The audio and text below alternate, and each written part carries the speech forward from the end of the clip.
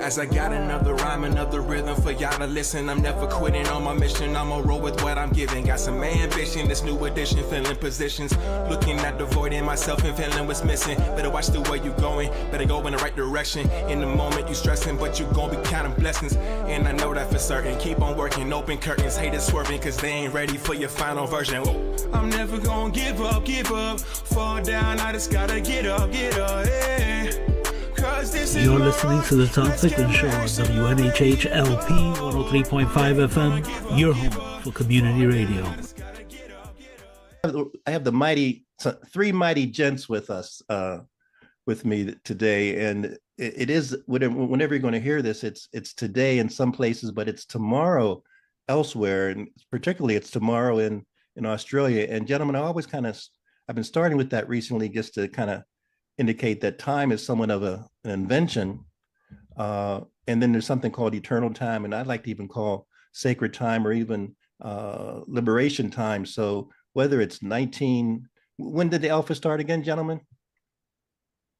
1906. Whether it's 1906 or 2023, liberation time is always, I would like to say, in vogue.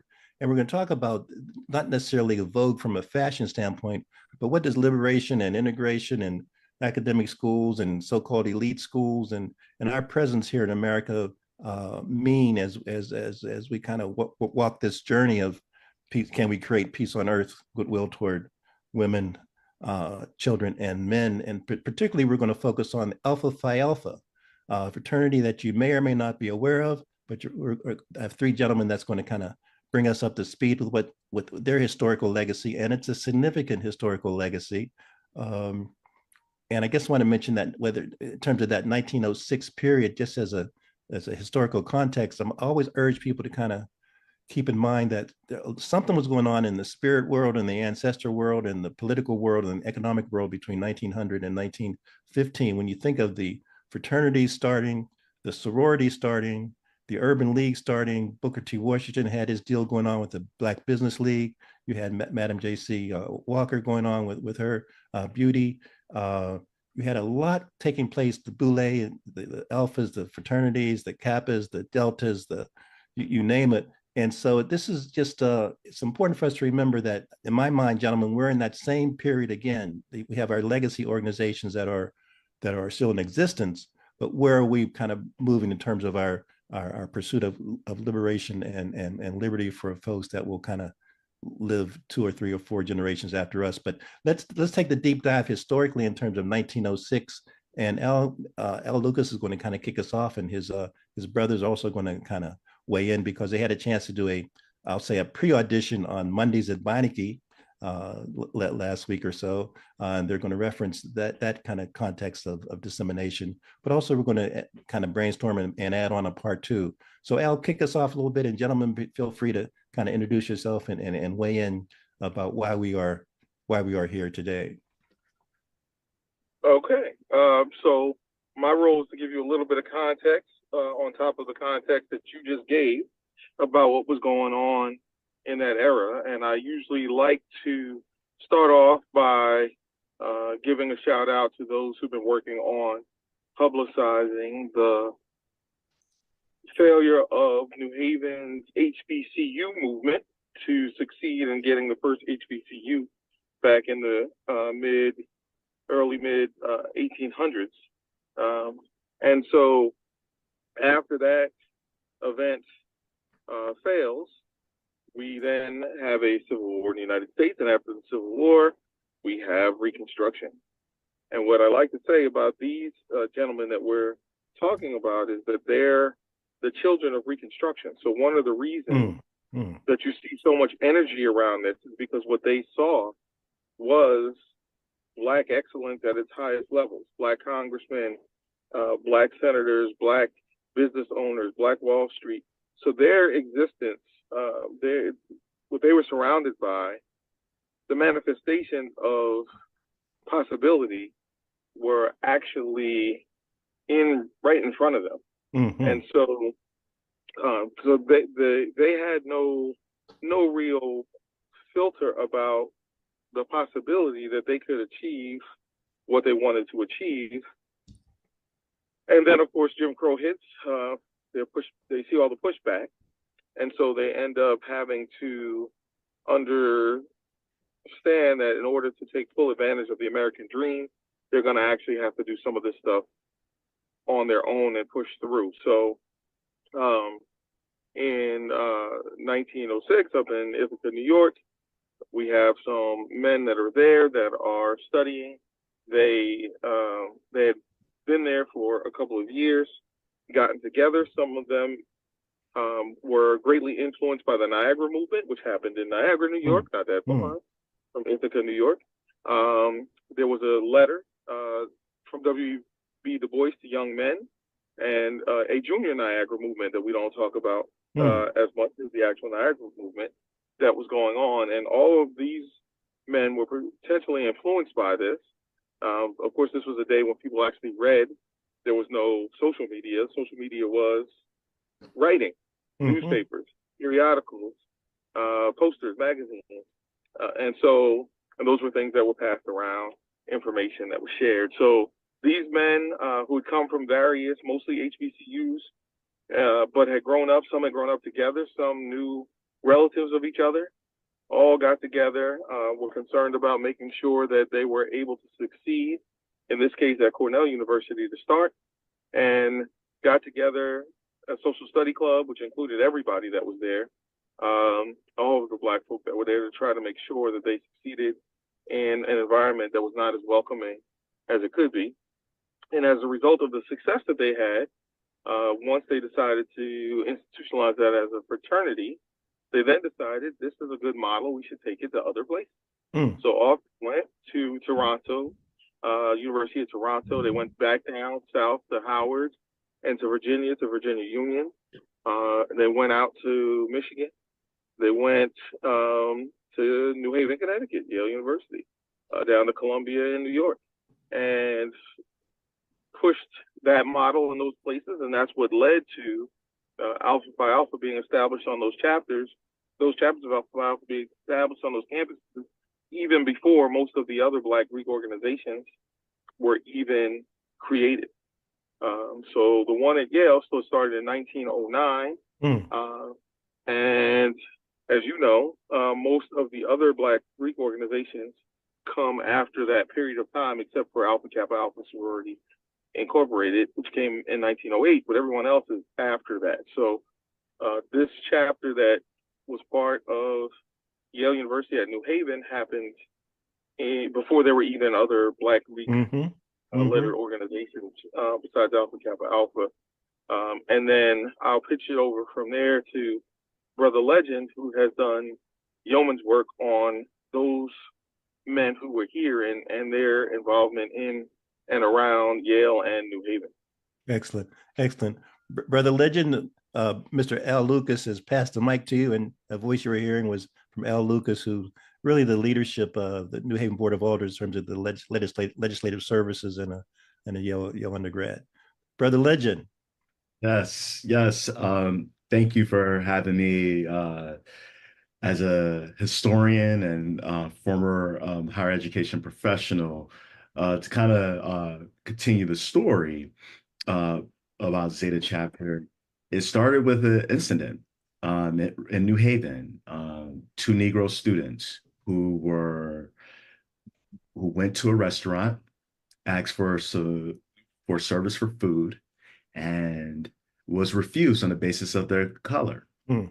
And this triggered a national event of this time. All over, there was press about this refusal of service. And little did they know that one of those students was studying to be a lawyer at law school. And with the backing of some of his professors at Yale, along with the support of Booker T. Washington, it triggered them eventually settling the case, because it was like, oh, we can't compete against this. This guy is well to resource. He has so many big figures that's backing him, and so they ended up settling out the case, and he won and got damages. But that that case triggered these Black students at New Haven to galvanize, but also um, just across the country, and utilizing what was happening at Cornell as the genesis. Mm. Saw this connection and this movement that came together. So then you had the establish of Michigan and Yale that happened on April 10th, 1909. Mm. What I think is fascinating about that particular period, while they established this chapter, was the fact that what does it mean to be a Black student in 1909 during that period and establishing this organization at Yale? Mm-hmm. So, uh, what with further research, it was looking into some of the classes that were taught. And I thought what was so fascinating was uh, you had these specific, it was three classes that courses that were, some of them were requirement based on certain programs that you were in, but uh, things that some of the course descriptions were related to the Negro, the Negro in connection to crime, immigration, and liquor. Mm. And I was like, okay, let me be as a scholar, you want to look at this thing objectively. Is there any other courses uh, that were taught that was in connection to a group of people? And there wasn't. Uh, and so uh, it was very important to establish this chapter as an organ, as a to organize on Yale's campus and to combat it against this, but also to try to successfully thrive in these types of institutions. Mm-hmm. And uh, as um, as time, oh, actually, I want to at least give honor to the 8 individuals that we established this. Please. Okay, so you have Jefferson Gatherford Ish Jr. Uh, he went to Yale College, 1909, graduated, was affiliated with, he previously went to Talladega College, became president of University of Arkansas Pine Bluff, and as a very successful businessman. You have Harold Mary Bright Kingsley, graduated from Yale Divinity School, Mm. 1911. Mm. Also a graduate of Talladega College, and became a very prominent preacher.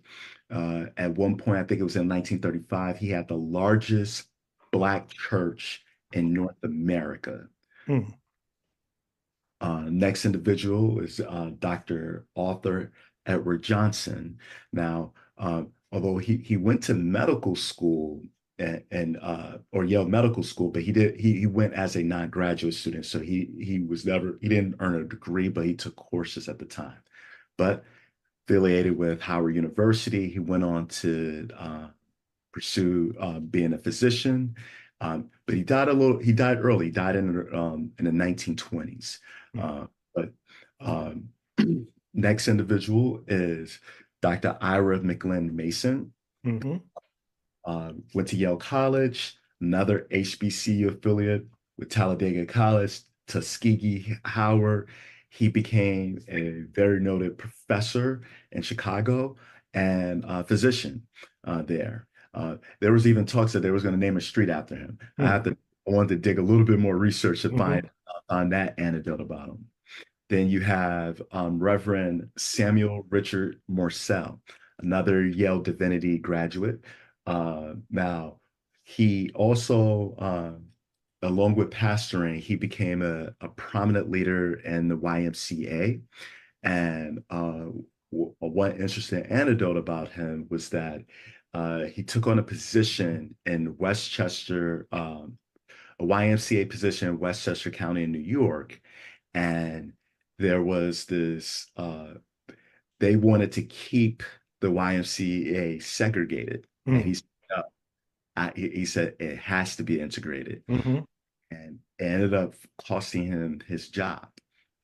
But he did this out of principle because he knew that this was a big shift in terms of the country, in terms of the conversation about integration. And so this received a lot of news during its day. Another another prominent individual, Dr. William Porter Norcom, uh, Yes. Yale College, affiliated with Howard University. Um, and one anecdote about him was he performed one of the when we think about the conversation about abortion and pro-choice, Hmm. he performed an abortion that uh, it was safe and everything. But again, when you think about that time period, talking about like the 1920s, 1930s, uh, there was trying to attack him for performing this abortion for this lady who needed it. Right. Right. And, um, then you have the next individual, Philip Manuel Thorne Jr. He's the one that started it off. So this is the individual that won the lawsuit and went to Yale Law School. He didn't attend any HBCUs, or we couldn't find any. I couldn't find any specific affiliations with him with that. But when you think of the NAACP, the specifically the Legal Defense Fund, um, Hmm. he's one of the earliest members that helped shape that particular anchor of the organization. And then the last individual we have is Reverend Christopher Herbert Yearwood. Uh, Went to Yale Divinity School, was a board of trustees of Wilberforce University, and among the 8 individuals with him was really unfortunate. He passed away in 1913. So although the chapter was established in 1909, his life ended very tragically, much, much earlier, but still a to know that he was a board of trustees of Wilberforce before his death. Mm. That Mm. shows that these individuals were all of them. I mean, pioneers. Everything when we think of it in terms of the mystique of what makes the fraternity, they exemplified that, and it's this particular history actually uh, is not even referenced in our fraternity history book. And uh, this past Monday, this was the first time introducing Mm. these individuals to Yale University, but also to the fraternity. Hmm. And and so it was really important to make sure that we can honor these 8 individuals, uh, and as because these are the earliest members of the fraternity, not just Yes. they help establish Zeta chapter, but the earliest members of the fraternity. And Hmm. uh, this is just a significant moment, and I think to highlight them, to honor them, and and to observe and recognize them. Uh, and uh, we hope to see more research that centers Black voices in these spaces and making sure it's aftermath of everything that's going on with affirmative action. And we can't talk about race in the admission selection process, but then what does it mean in terms of our contributions at these elite institutions? And Fantastic. this is one of them. Fantastic. And February will be a great month, whether you want to call it Black History Month or African Genesis Month. But I hate the fact that sometimes we get segregated into just that one 28, 29-day focus versus the 24/7, 365 reality of our existence. Dr. White, let's bring you in a little bit here. In addition to keeping the New Haven school system kind of afloat and seeking quality from an instructional standpoint, you're also a proud member of Alpha Phi Alpha. So share with us what you've heard your two brethren to talk about. Sure. So for me, of course, hearing all of Latif's research as well as being part of this chapter has always been a source of pride.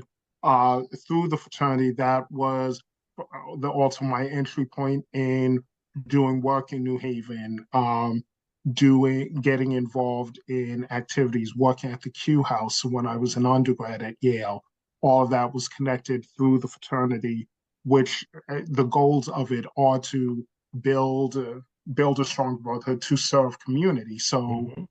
in doing that, I've had that experience. It's connected me through the years to the current undergrads on campus, going back all the way through the years that I've been in school long since out.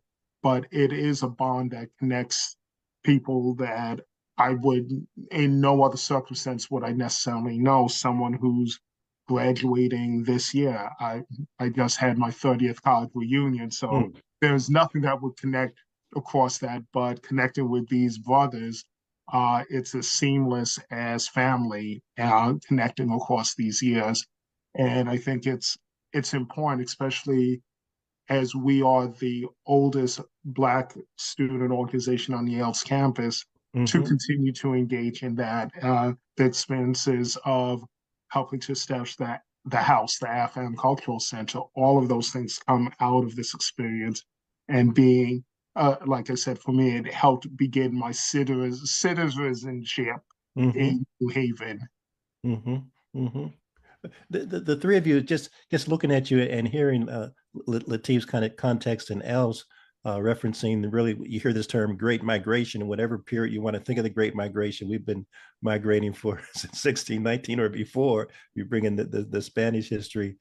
So our migration movements have certainly been fascinating. Latif, take me back just briefly to I want to emphasize, to share again that it was birthed out of protest.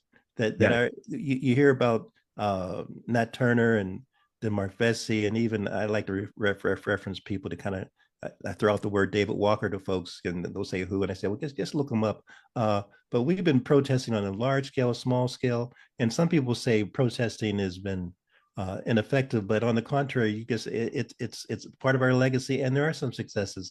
The location in New Haven, is it possible? I doubt whether that store is still or that restaurant is still standing.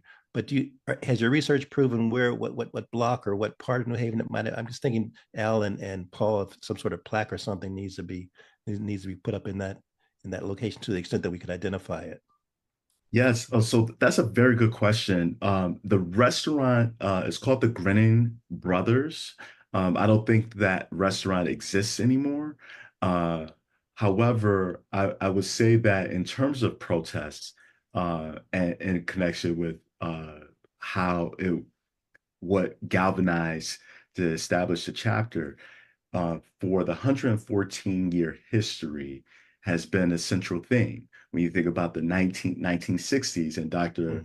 Uh, uh, Paul White, he mentioned this, the African American Cultural Center, mm, studies, mm, beach set, okay? This all came from a period of let's organize, let's come together. Now, mhm, these are major pillars within the Yale community, not just Black community, like Yale community. We know the AFAM house, we know, and to know these things, that Zeta chapter had a hand in leading in that movement, and continues to do so mhm, throughout from another Zeta chapter alum, um, John John John Kenneth Johnson, who helped establish, recognize Brother Martin Luther King's Day on mm, Yale University, right? mm, And so that happened in 2001. mm, So it is something about us as a people coming together, organizing, and creating change, but a lasting change that still exists. I think is the hallmark of not just the fraternity, but definitely this chapter. Excellent. And we have about 40 minutes or so, everyone. So let's just, as the spirit moves us. But Al, Brother Lucas, I'm going to ask you a question that I've posed to you prior, sometimes in private and just in casual conversation. But I've just admired, bemused, and actually sometimes jealous about your continued 3 to 4 decade commitment to working with youth and the young people on campus. Talk to me about what's kind of inspired you to remain just so involved and passing on. We may have some wisdom, we may have some ignorance, but even whatever we have to pass on, the students can learn from it. So share with me what's kind of sparked your commitment, your I'll say your diligence to kind of being in the midst of the young people for really, and I'm not trying to put you on blast, but at least 3 decades after graduation. Yeah, I mean, we all have our callings. I think that happens to be one of mine. Brother Legend, what is the inscription in the history book? What is it? Who is the history dedicated to? The development of the development of Negro youth. To the youth who march onward and upward toward the light. Mhm. There you go. Is respectfully dedicated. Right. So even in choosing this organization, part of that process for me was always about the fact that in its DNA is a focus on development of younger people into leaders. Mm-hmm. And so it's something I've been doing my whole life, and I get great pleasure out of it. But yeah, and then bringing other people into it and along with it has been a great experience. Because I grew up in New York City, coming to New Haven was not like coming any place unfamiliar to me. So it was a relatively easy and seamless transition to walk off campus into the community and start working with young people. But it also was facilitated by the fact that this particular organization, has a very big focus on doing community work, and especially with young Black men. And so that was a nice little piece of harmony between something I was already interested in and finding an organization that also was around to be supportive of it. So, now, like you said, I've been doing it for a long time. So now I get fathers and kids who tell me that I mentored their fathers, stopping me in various places. So it's great to see, and I think it's just part of what my core, just part of what my core philosophy about being valuable, as you would say, the great quote about service is the rent we pay for the space we take on the planet, right? So we all choose to do it in different ways. That just happens to be one of the ways that I've been able to actually be able to use the talents and skills I have to help other people along. Well, shout out to you and shout out to all three of you gentlemen and to all the members of your fraternity. Just wondered, and again, let's kind of freelance for a second. In terms of your, have you had a chance to present yet to your national organization, or you referenced, Lateef, that some of this information you've uncovered is really kind of pristine and new, so to speak. I mean, I just wonder whether you've had a chance to kind of whether your upcoming annual meeting, I don't recall the name, what you call you guys your annual meeting, but if you had a chance, convention, yes, your convention, whether you had a chance to present there or. Yes, actually. So I received backing from the highest levels of our fraternity in terms of my scholarship as it relates to Zeta chapter. They are 100% support. This is it meant a lot because we're talking about this type of history that's going to, now we have to rethink in some ways how we make sure that these guys are included in our history book. But from our general president to our general historian, and specifically the general historian is the authority in terms of determining historical events, as actually excited about this particular history, and gave me the critical support in terms of, even before presenting to Yale, that yes, we're recognizing our members and recognizing this aspect of the history. So we're looking forward to having greater conversations, not just even about these individuals, but also just some of the earlier records, some of our members, because again, during that period, in terms of record keeping, I mean, it was just a different time. Right. So we want to make sure that all of our members are represented and recognized and observed, so we can have more moments like what we just had at Yale. So there's definitely a movement within the fraternity to ensure that we recognize all of our brothers. Let's I want to reference one of your more well-known brothers in terms of MLK would say, where do we go from here, gentlemen? Let's spend 5 or 10 minutes about where do we go from here. People can sometimes criticize fraternities, sororities, and so-called elite groups, but it's clear that the context and your historical DNA, as Al has mentioned, is super strong. But just some thoughts about where do we go from here and how you might be involved individually in crafting that liberation future for future generations. So I know it's really a metaphorical and very broad question, but I want to give us a chance to kind of, if the spirit moves you, to kind of respond to that thought stream. I'll jump in. Where we go from here is continuing to create these spaces where there's knowledge. So much of Black history gets shrouded in various ways. So this is opportunity to share pieces that become local history. During the conversation this past Monday, we were a couple relatives, descendants of those men were on the call too. So again, it's not that this is just 116 years or 14 years ago. This is experiences connected to New Haveners today, which in the broader sense is connection to New Haven history. And as we always have the contentious relationships at times between Yale and the university, and the Black spaces of New Haven and Black spaces at Yale, these is to show how Blacks at Yale have had this space and have been created the space.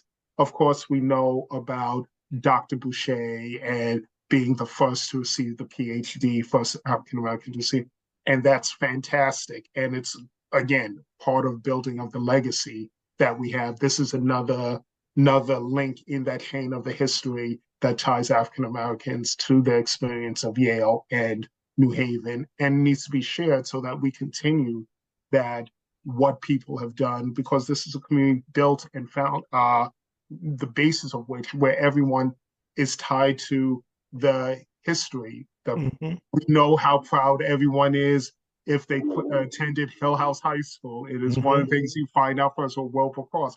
This is another link of that historical connection within this community. Excellent. Brother Lucas. Right.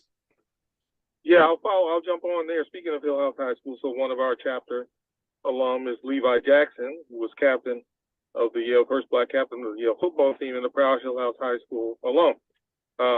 Levi Jackson at Yale was voted to be the captain of the football team, almost unanimously. There was only one vote that was not for him. It happened to be his own vote. So we're humble. But the Belford V. Lawson, who we name our oratorical contest, and one of our past general presidents, was director of the Q House in New Haven. And so as the Q House Centennial comes on, when you talk about where we go from here, you'll start to hear some of the connections. As in 2024, we're going to be focusing on the Q House's centennial year. Perfect. Start to be hearing some of those connections. Brother Legend referenced the Afro-American Studies program and the Black Student Alliance at Yale and the Afro-American Cultural Center, and mentioned that the Zeta chapter brothers had a hand in that. That's, again, him being a little modest. It was all Zeta chapter brothers at the time that were doing that, because they were the Black men that were on campus at the time, and it was an all-male institution, and so it was them. that we're doing that. And their pictures hang in the AFAM house now. So in terms of where we go from here, I think it's very clear to us, as I've said in the past, that we understand that our role is significant to the development of leaders in the world and moving the world forward on behalf of those who've been left behind. And we know that the history of the world, the history of the United States, the history of Connecticut, the history of New Haven, the history of Yale University can't be told without Alpha Phi Alpha's involvement being recognized. So we want to continue that legacy and not just focus on past accomplishments, but continue to make sure we go above and beyond going forward. Excellent. Lateef, any thoughts in that regard? Additional ones? Yeah, no, I think I think where do we go from here is as these historic Black institutions begin to unearth these histories and members, I think you're going to see how it influences other institutions, like Yale, like Harvard, like Cornell, to also recognize and observe these individuals. I'm reminded of in 2009, right? That's our centennial year. And one of our chapter brothers, Jeremy Harp, who wrote a piece celebrating our 100 years, but we was like, where's Yale at? And so I think that there is something to see in terms of the institutions beginning to really explore, acknowledge some of these great individuals, great entities that have been a pillar to these institutions. So I see where we're going from there is seeing this influence of other institutions being motivated by what's going on with some of these institutions like Alpha Phi Alpha, other organizations for that matter. Gentlemen, and again, hopefully you'll allow me to brand you as the three mighty gents for the moment. But with Lateef, with your being involved with higher education out there in the West Coast at Stanford, and Al, again, just thinking about you being involved with students at every level at Yale and in the community for several decades, and Paul, with your being involved with students at Waterbury and Bridgeport. And Paul, I'm not trying to put you on the spot by this question, so you have your brethren to kind of protect you. But from a curriculum educational standpoint, and Al, you mentioned Hill House High School.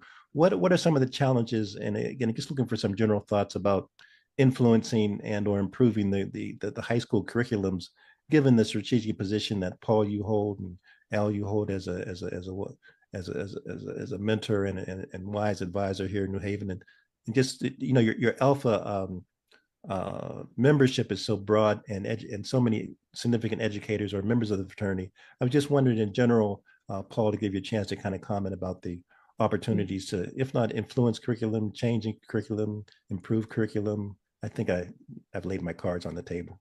No, well, I think it's a moment of great opportunity, particularly with the state requiring Black and Latinx studies to be taught in all high schools. Again, there are a lot of intersection points of this.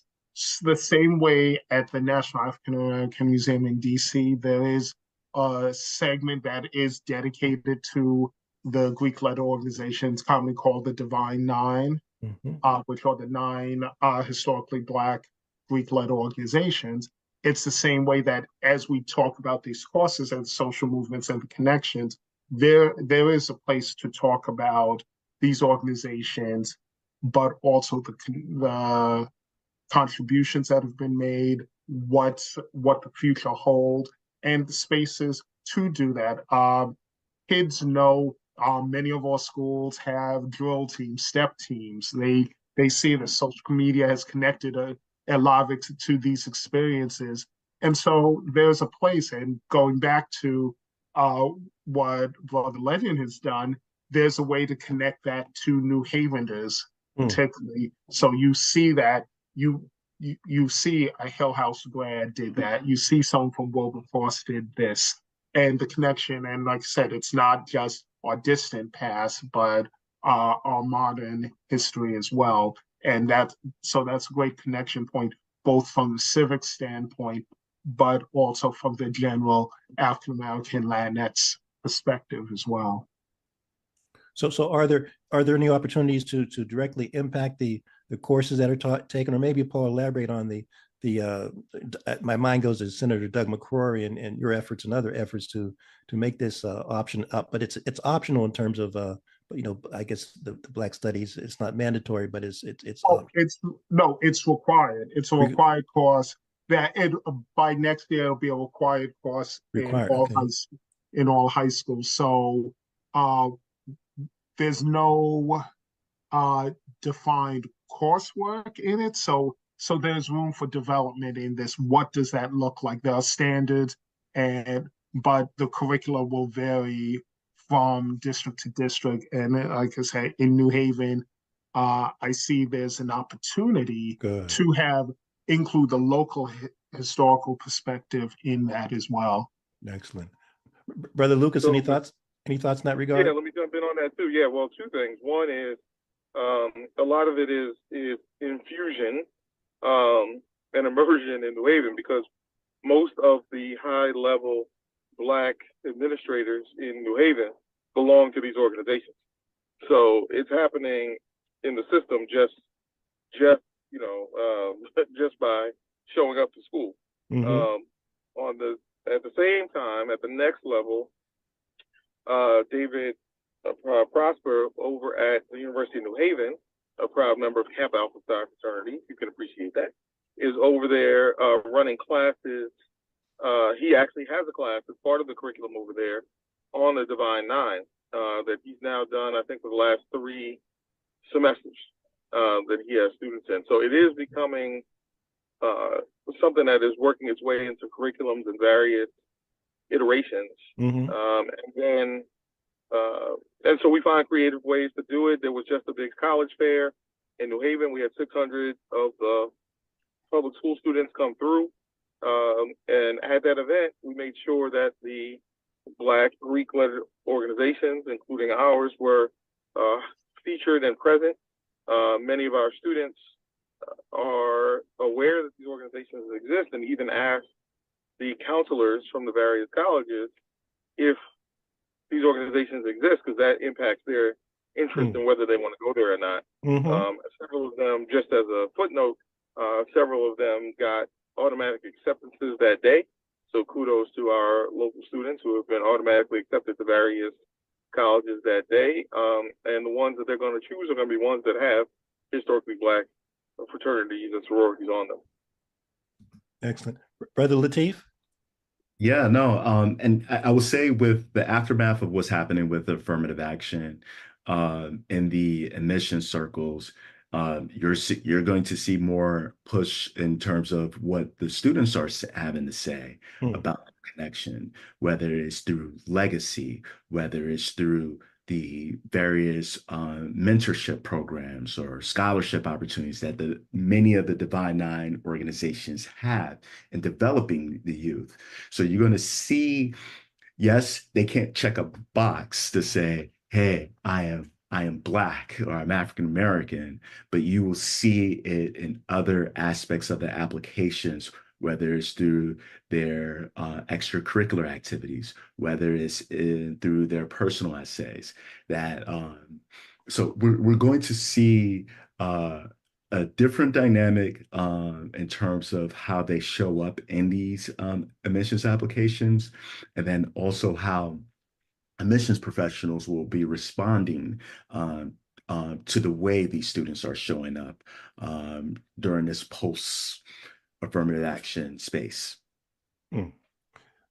About 8 more minutes, gentlemen. So what's on your minds, spirit and body and soul-wise, as we kind of engage one another for these remaining 9 minutes? Well, I think this all of this issue that's happening to the college presidents of these elite institutions, many of them who are either women or people of color or both, is something that there needs to be heightened engagement from our organizations and organizations such as ours on.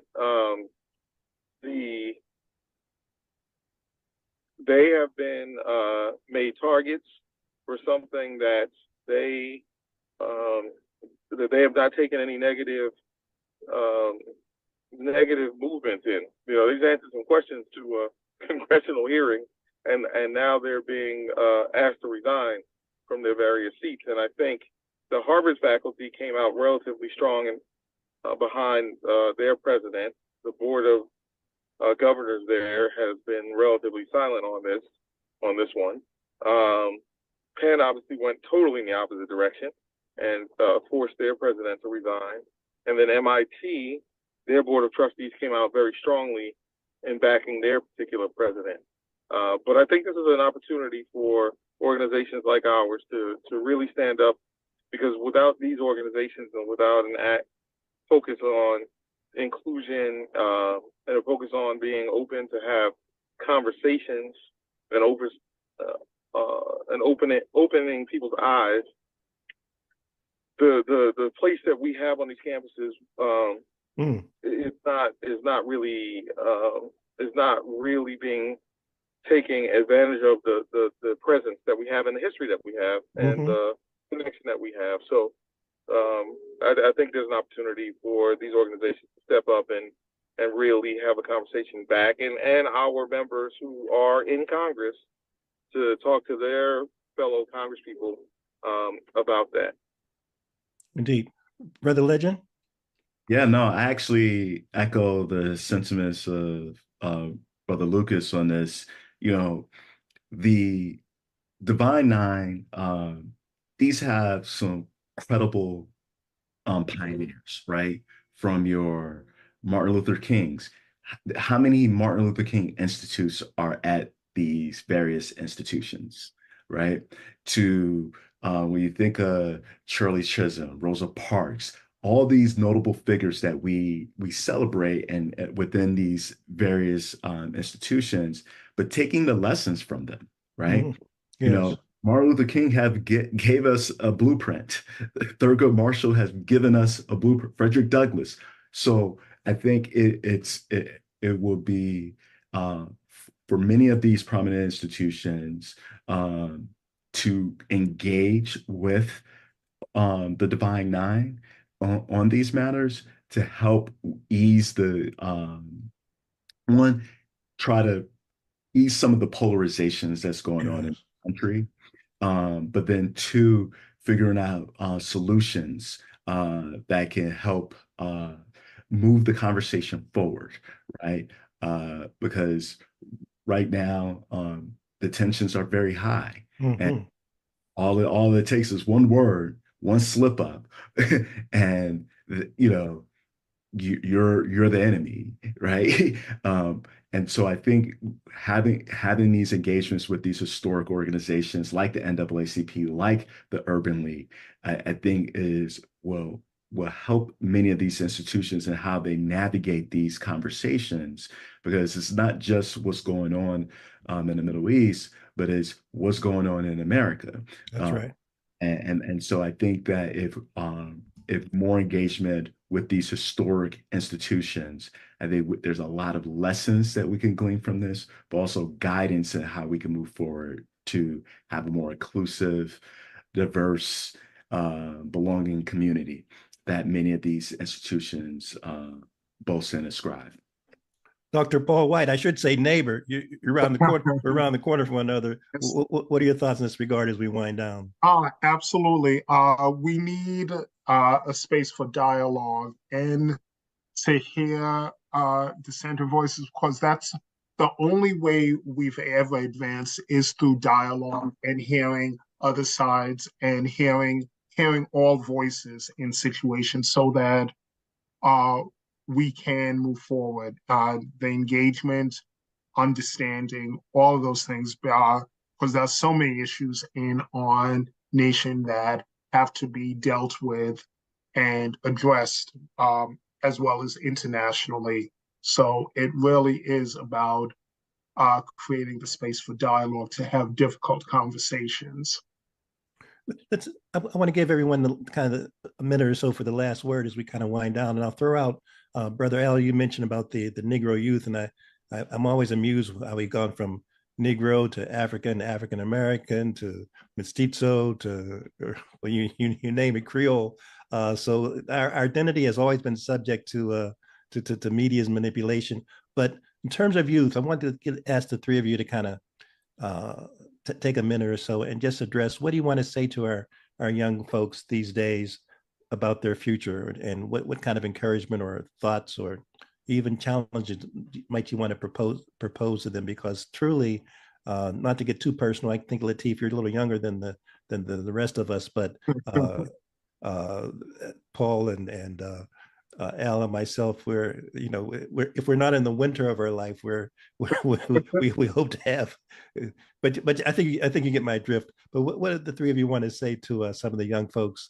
Because we'll share this show widely with folks, particularly young people that are just emerging in terms of their identity and their inspiration and their psychic mental stability, etc. Brother Al, I'll start to you, and then Lateef, and then Paul, I'll give you the last word. What I say to them are two things. One is all the great names, all the great people that you hear about, all the people that there are statues for and monuments for and plaques about and books about, they all started out just like you. They sat in the same classrooms, the same high schools. They didn't like certain classes. They were annoyed about certain things. They had their first job just like you did. And so understand that you're on the same trajectory and path that they're on.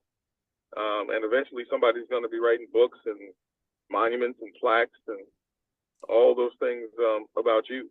But I followed it up by saying, if you look at when their greatness is celebrated or begins to be celebrated, it's after preparation. There's a sense that a lot of these things happen overnight. Like, Dr. King was born and all of a sudden he was running a bus boycott. And so and then he was given a speech and then he got killed. But he had a dream before he got killed, right? So I just emphasize that to them, that they look at these folks, just prepare yourselves for the greatness that is your destiny. Lateef? I will say that, and I say this to plenty of you to this very day, excellence can never be denied or suppressed. And, it takes a village, right? As Brother Lucas said, when you think of Martin Luther King, it's like he's born and next thing you know, he's this civil rights legend. No, it was a community, right? It was the teachers. It was the lady in the church that pulled him to the side. It's basically this amalgamation of people that want to see you succeed. And it's okay to ask for help. Okay. You don't have to be Superman or Superwoman or super whoever. Just receive the help so then you can be that super individual, whatever you want to be.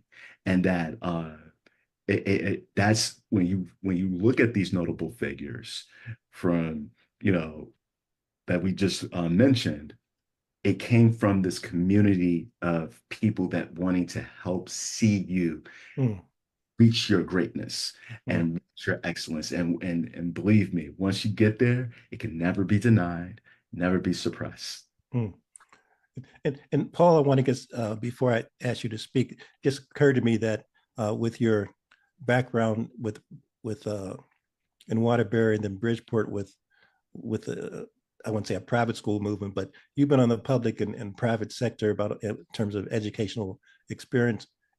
I won't say educational experiments, just various ways of finding and instituting educational quality. So maybe incorporate some of that too in terms of as you give your closing remarks, because I think there's so many ways for folks to Exactly. Yeah. I would say, well, what I say to youth and frequently, thankfully, get to experience, have time with them every day, is really about the hard work is worth it. There's a lot of things that are going to take some time to get done, but put in the effort. Don't give up on yourself. You can get to the dreams you have. Don't take the quick way out. It's not worth it. There are lots of things that appear to be an easy ways to get money, sometimes fame, but it's not. Those are fleeting. You have to work on things to build who you are and build your brand, build who you are going to be, so that when people hear your name, they say, "Oh, that's a good guy. That's a good person. That's a great woman," and know that you are introduced by your deeds as opposed to trying to figure out who you are. And that comes from across all educational spectrums: charter schools, traditional public schools, private schools. It's really about how you develop the character of the individuals attending these schools. Excellent. Gentlemen, thank you so much. That's kind of a wrap, as they say, in this particular forum. But Lateef, you've teased me in terms of the Divinity School connection, so I'm going to follow up with you in that regard and make sure that the folks at the Yale Divinity School are aware of this really important seminal activity from the Alpha Phi Alpha legend, and that they perhaps incorporate it very soon. So I'll reach out to you, quite frankly, probably tomorrow. Gentlemen, thank you so much for everything, man. It's been a pleasure. Thank you. Yeah. Yeah, thank you.